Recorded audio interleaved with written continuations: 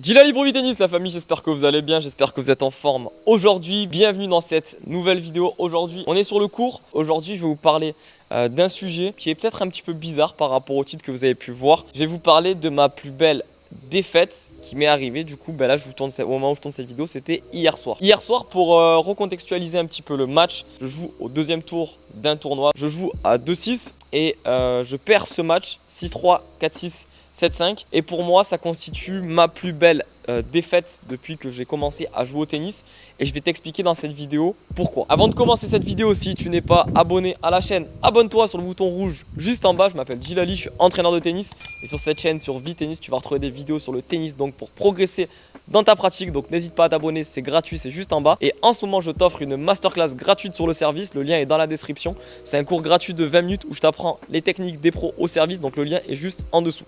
On va parler du coup du match, donc de ma plus belle défaite comme je viens de te l'expliquer. Là, c'est peut-être un peu bizarre, c'est peut-être un peu fou. Tu vas te dire, mais attends, comment ça se fait que tu nous parles de ta plus belle défaite? Normalement, une défaite, c'est pas censé être quelque chose de valorisant. Alors, quand on rentre sur le terrain, l'idée même du tennis et l'idée même de la compétition, c'est qu'on rentre sur le terrain pour gagner. Ceux qui n'ont pas vu ma vidéo sur la traversée du désert, je vous invite à aller la voir, elle est juste ici.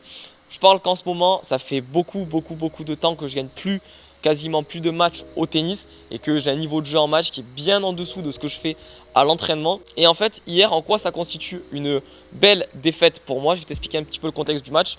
Je joue en premier tour à 5-6 où je gagne 6-4, 6-4 dans un match qui n'est pas vraiment convaincant, où j'ai pas eu vraiment de bonnes sensations de jeu. Je rentre sur le terrain à 2-6, je m'attends pas forcément à grand chose. Je perds le premier set 6-3 en produisant quand même un tennis qui est plus que correct. Deuxième set, je suis rapidement largué, donc je suis mené 4-1.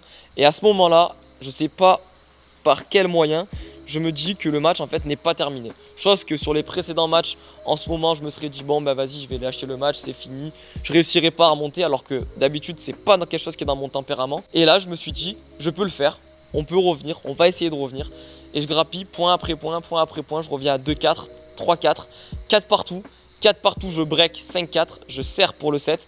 Et après un jeu peut-être interminable de 10 minutes, 12 minutes avec avantage égalité, je gagne le deuxième 6-4. Et au troisième, je mène 3-0. Donc il avait un gros trou d'air mon adversaire.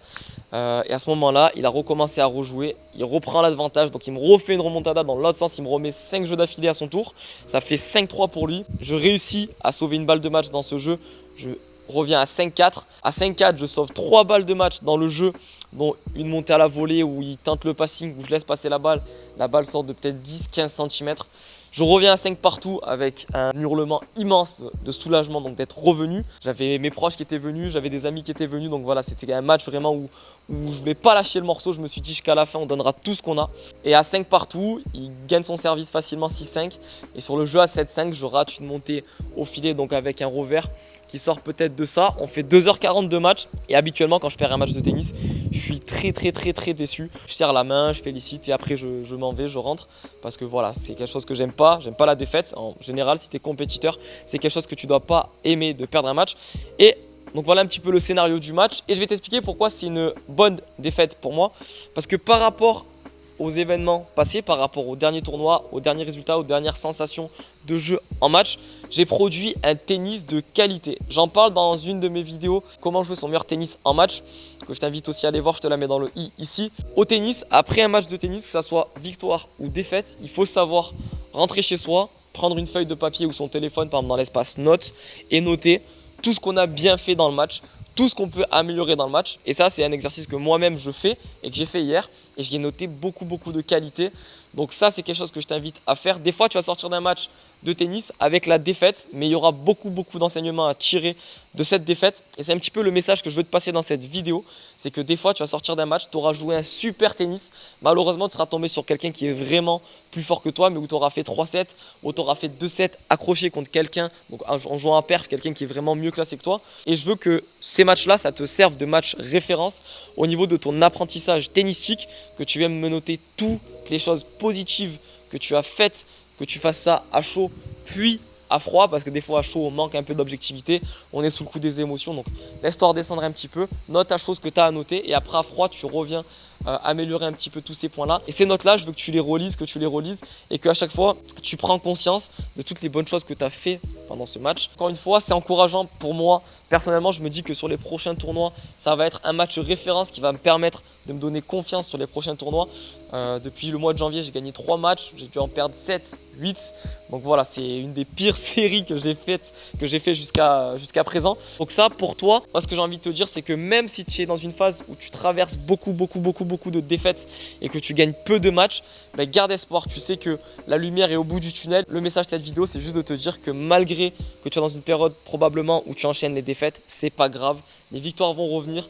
Garde espoir, entraîne-toi. Prends les matchs avec humilité, prends les défaites et les victoires avec humilité en disant que un jour tu vas gagner, un jour tu vas perdre. Si tu perds, c'est pas la fin du monde, c'est ok de perdre, encore une fois, je le répète.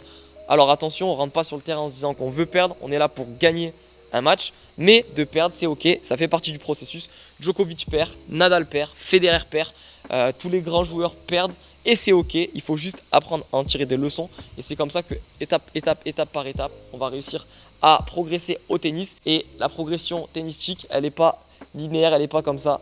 C'est plein de petites courbes comme ça qui montent, qui descendent. Mais au fur et à mesure, au bout de quelques années, ton niveau qui était là à la base, il va se retrouver ici en passant par des phases de doute, par des phases d'échec. Mais il faut garder la foi et il faut se dire que toute chose a une fin et les séries de défaites ont aussi une fin. J'espère que cette vidéo un petit peu en one shot t'aura parlé. Ça rejoint un peu la vidéo que j'ai faite sur la traversée du désert. Des fois, les défaites que tu vas voir, ça peut être de bonnes défaites sur le sens où ça va t'apprendre des choses. Ça va te rendre peut-être un petit peu plus humble si tu as l'habitude de toujours gagner.